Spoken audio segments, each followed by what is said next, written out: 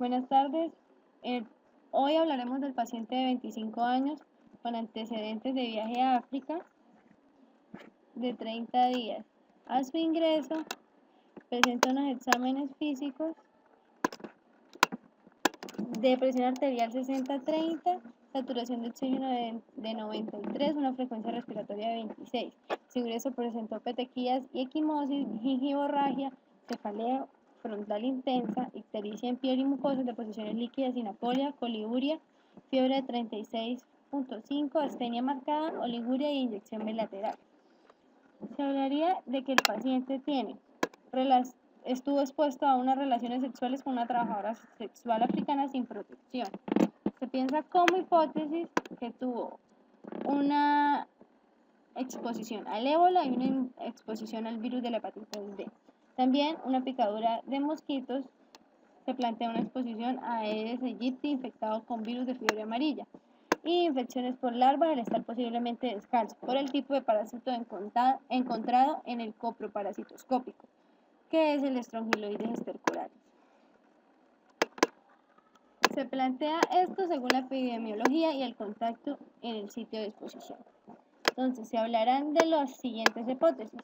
Según las patologías, se hablará primero del ébola, que tiene como síntomas malestar general, mialgias y fatiga, y tiene unos síntomas que él presenta, como astenia marcada, inyección conjuntival bilateral y petequías y equimosis.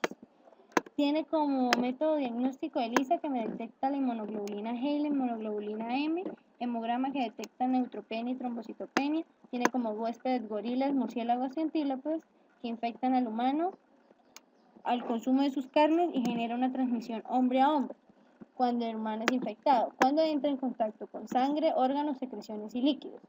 Ingresa el virus a través de lesiones de piel, vía parenteral o mucosas. Infecta células de defensa y ocasiona liberación de citocinas, genera edema, altera la coagulación y produce shock y falla multisistémica. Realiza una migración desde el sitio inicial hacia ganglios linfáticos, hígado, vaso, glándula suprarrenal. Produce también una alteración de los factores de coagulación por la necrosis de la hepatocelular y produce shock y falla multisistémica. La glándula suprarrenal va a generar a través de su necrosis una afección y un deterioro en la síntesis de esteroides. También se habla de la estrongilodiasis por los estrongiloides encontrados en el coproparasitoscópico. Entonces, estos entran por vía percutánea como larva 3, crecen en mucosa intestinal, rompen mucosa para llegar al sistema de porta y entrar vía hematógena a pulmones, porque necesita O2, rompe alveolos, madura de L3 a L4, sube por árbol traqueoesofágico, hace que se trague mientras se duerme y descienda por esófago a estómago, volviendo a crecer en la mucosa intestinal. Las larvas hembras producen huevos que salen a la luz intestinal como larvas y salen a infectar en materia fecal.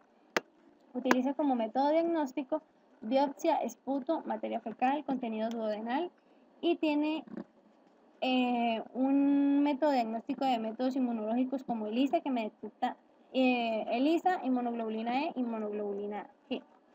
Métodos de concentración como formol y Eterlichia. También se habla de una exposición al virus de la hepatitis B por el contacto sexual. Esta es una infección primaria que destruye hepatocitos. Esta destrucción es generada en sí por los linfocitos TCD8 que destruyen los hepatocitos al identificar las proteínas víricas depositadas en la membrana de los macrófagos. Genera infección primaria sintomática y tiene un periodo de incubación de 45 a 120 días, un periodo preictérico de pocos días a una semana, que genera fiebre leve, mialgias y náuseas, y un periodo ictérico que se relaciona con los síntomas del paciente, que es de 1 a 2 meses, y genera coliuria, ictericia y sensibilización hepática. Utiliza como métodos diagnósticos aumento de inmunotransferansas, aumento de bilirrubina y un aumento de prototombina. Me puede identificar una exposición al virus de la hepatitis B si la ELISA me sale positiva para este virus. También se habla de una exposición a la fiebre amarilla, transmitida por el Aedes aegypti. Replicación viral en el sitio de inoculación, se disemina a través de vía linfática y llega a otros órganos como el hígado y el vaso. Un método diagnóstico de virología, cultivo en células, en PCR, y un diagnóstico serológico, MAC-ELISA, que detecta la inmunoglobulina M.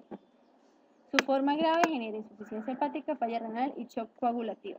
Y su caso probable demuestra cuadro febril agudo hasta de 7 días de inicio súbito, ictericia y manifestaciones hemorrágicas que concuerdan con algunos de los síntomas que presenta el paciente. Muchas gracias.